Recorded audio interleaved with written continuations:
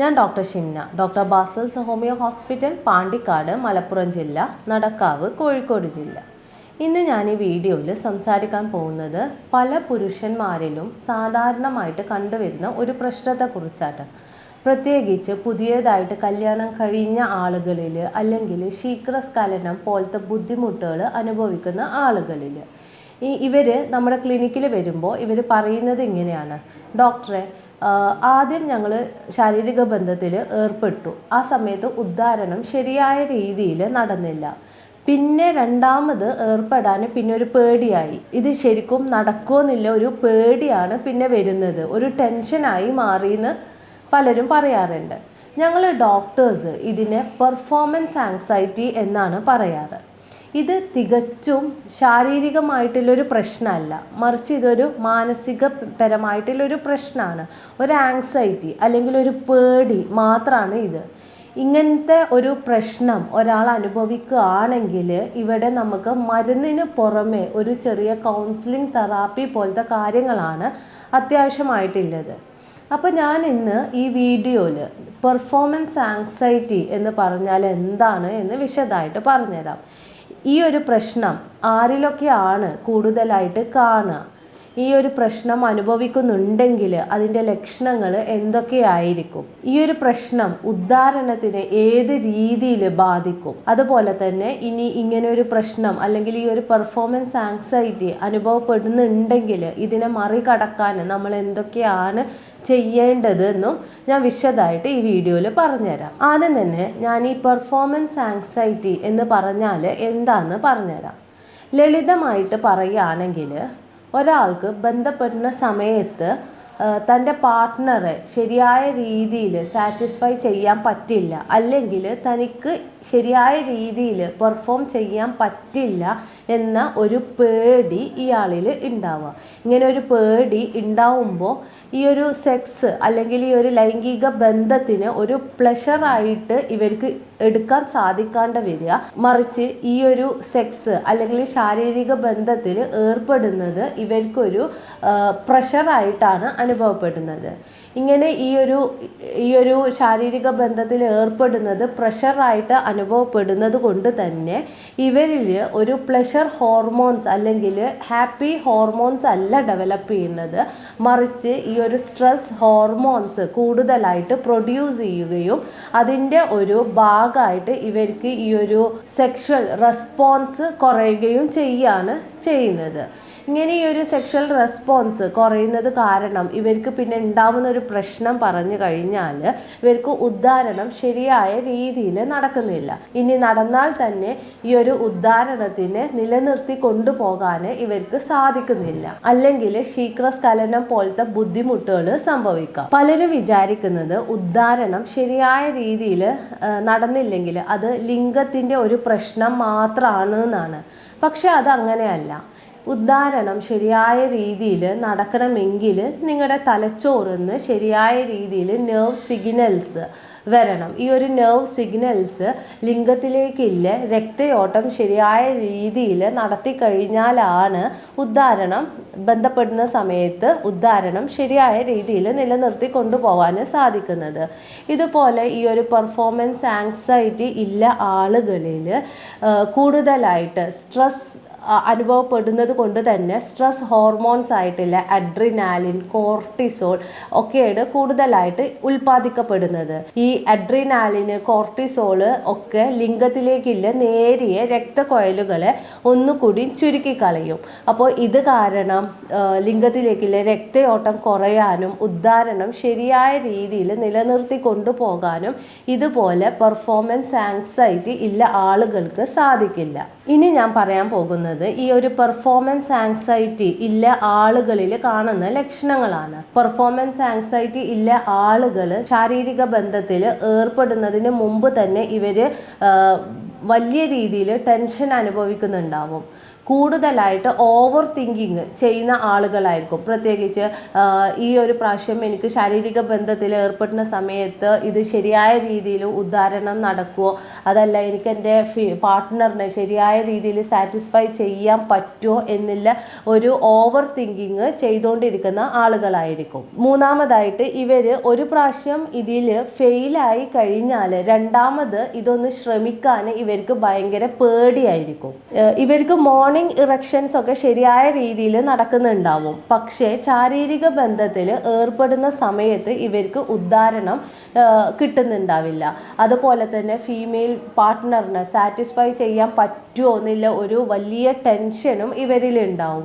ഈ ഒരു ചിന്തകളൊക്കെ കൂടുതലായിട്ടുള്ളത് കാരണം തന്നെ ഇവരുടെ ആ ഒരു കോൺഫിഡൻസിനെ ഇത് നല്ല രീതിയിൽ ബാധിക്കുകയും അതുപോലെ തന്നെ ശാരീരിക ബന്ധത്തിൽ ഏർപ്പെടാൻ ഇവർക്ക് പേടിയും ആയിരിക്കും.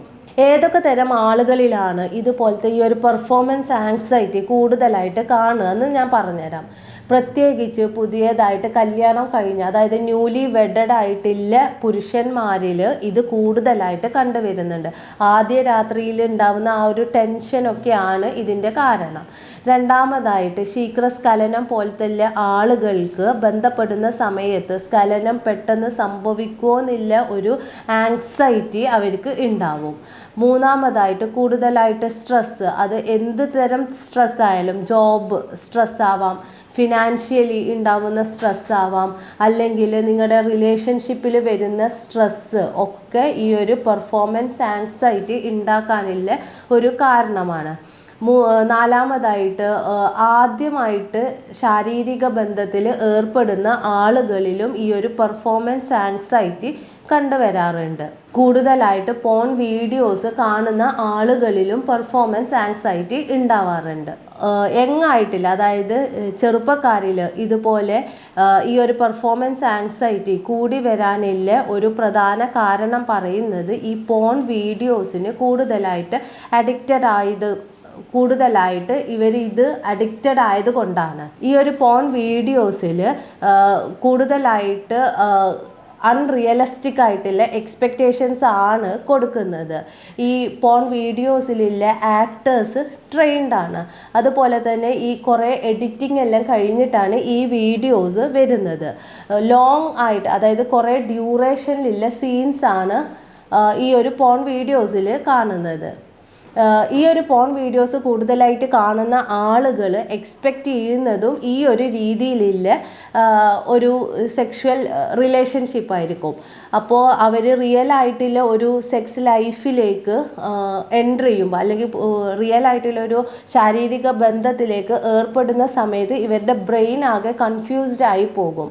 ഇതും ഈ ഒരു പെർഫോമൻസ് ആങ്സൈറ്റി ഉണ്ടാക്കാനുള്ള ഒരു വലിയ കാരണം തന്നെയാണ്. ഈ പെർഫോമൻസ് ആങ്സൈറ്റി വന്നു കഴിഞ്ഞാൽ അവിടെ ഒരു സൈക്കിള് രൂപപ്പെടുന്നുണ്ട്. അതെങ്ങനെയാണെന്ന് ഞാൻ വിശദമായിട്ട് പറഞ്ഞുതരാം. ആദ്യം ഈ ഒരു ശാരീരിക ബന്ധത്തിൽ ഏർപ്പെടുന്ന സമയത്ത് എന്തെങ്കിലും ഒരു ഫെയിലിയർ സംഭവിച്ചു. ഇതൊരു മെമ്മറി ആയിട്ട് അവരുടെ ബ്രെയിനിൽ കിടക്കും. രണ്ടാമതായിട്ട് ഈ ഒരു ശാരീരിക ബന്ധത്തിൽ ഏർപ്പെടുന്ന സമയത്ത് ഇവർക്ക് ടെൻഷൻ ആവാൻ തുടങ്ങും. ഈ ഒരു മെമ്മറി വന്ന് ഇപ്രാവശ്യം എനിക്കത് ശരിയായ രീതിയിൽ നടത്താൻ പറ്റുമോ എന്നുള്ളൊരു ആങ്സൈറ്റി കൂടുതലായിട്ട് ഇതിനെക്കുറിച്ചിട്ടുള്ള ചിന്തകളൊക്കെ വരുമ്പോൾ വീണ്ടും ഇത് ഉദ്ധാരണത്തിനെ ബാധിക്കാനും അതുപോലെ തന്നെ ഈ ഒരു സ്ട്രെസ്സ് വീണ്ടും ഈ പെർഫോമൻസ് ആങ്സൈറ്റി ഉണ്ടാക്കാനും ഉള്ളൊരു സാധ്യത വളരെ കൂടുതലാണ്. പെർഫോമൻസ് ആങ്സൈറ്റി അനുഭവപ്പെടുന്ന ആളുകൾക്ക് ഇത് ഇനി എങ്ങനെയാണ് മറികടക്കാൻ പറ്റുക എന്ന് ഞാൻ പറഞ്ഞുതരാം. ആദ്യം തന്നെ റിലാക്സേഷനാണ് വേണ്ടത്. അതായത് ഈ ഒരു സെക്സിലേക്ക് ഏർപ്പെടുന്നത് ഒരു പ്രഷറായിട്ട് എടുക്കാണ്ട് ഒരു റിലാക്സ് ആയിട്ട് ഈ ഒരു പ്രോസസ്സിനെ, ഈ ഒരു ശാരീരിക ബന്ധത്തിൽ ഏർപ്പെടുന്നതിനെ അപ്രോച്ച് ചെയ്യാൻ ശ്രദ്ധിക്കുക. രണ്ടാമതായിട്ട് പാർട്ട്നേഴ്സ് തമ്മിൽ നിങ്ങളുടെ ലൈംഗിക സംബന്ധമായിട്ട് എന്തെങ്കിലും പ്രശ്നങ്ങൾ ഉണ്ടെങ്കിൽ അത് മറച്ചു വെക്കാണ്ട് രണ്ടുപേരും ഡിസ്കസ് ചെയ്ത് ഇതിന് ഒരുമിച്ച് എന്താണ് ഇതിനെ മറികടക്കാൻ ചെയ്യേണ്ടത് എന്ന് ഒരുമിച്ച് തീരുമാനം എടുക്കുക. കൂടുതലായിട്ട് പോൺ വീഡിയോസ് അവോയ്ഡ് ചെയ്യുക. ഞാൻ മുമ്പ് പറഞ്ഞതുപോലെ തന്നെ പോൺ വീഡിയോസ് കൂടുതലായിട്ട് കാണുകയാണെങ്കിൽ കൂടുതൽ എക്സ്പെക്റ്റേഷൻസ് ആണ് വരുന്നത്. റിയൽ ലൈഫിലേക്ക് എൻ്റർ ചെയ്യുമ്പോൾ, അതായത് ശരിയായ ഒരു ജീവിതത്തിലുള്ള ലൈംഗിക ബന്ധത്തിലേക്ക് ഏർപ്പെടുമ്പോൾ ഇവിടെ ആ ഒരു എക്സ്പെക്റ്റേഷൻസ് ഒന്നും നടക്കാണ്ട് വരുമ്പോൾ പല പ്രശ്നങ്ങളും ഉണ്ടാവാനുള്ള സാധ്യതകളുണ്ട്. അതിലേറ്റവും പ്രധാനമായിട്ടുള്ള ഒന്നാണ് ഈ ഒരു പെർഫോമൻസ് ആങ്സൈറ്റി. കൂടുതലായിട്ട് ഈ ഒരു പെർഫോമൻസ് ആങ്സൈറ്റിനെ മറികടക്കാൻ പിന്നെ നിങ്ങൾ ചെയ്യേണ്ടത്, ഈ ഒരു ശാരീരിക ബന്ധം എന്ന് പറയുന്നത് വെറും ഒരു പെനിട്രേഷൻ മാത്രമല്ല.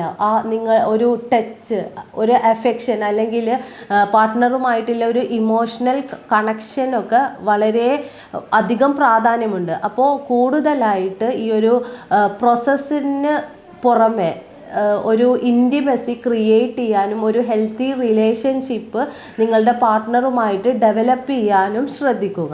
നല്ലൊരു ഹെൽത്തി ലൈഫ് സ്റ്റൈൽ, അതായത് ബാലൻസ്ഡ് ആയിട്ടുള്ള ഒരു ഭക്ഷണ രീതികൾ, നല്ലൊരു സ്ലീപ്പ്, അതായത് നല്ലൊരു ഉറക്കം ഒക്കെ നിലനിർത്തി കൊണ്ടുപോവുകയാണെങ്കിൽ അത് നിങ്ങളുടെ ലൈംഗിക ആരോഗ്യം മെച്ചപ്പെടുത്താൻ സഹായകരമാണ്.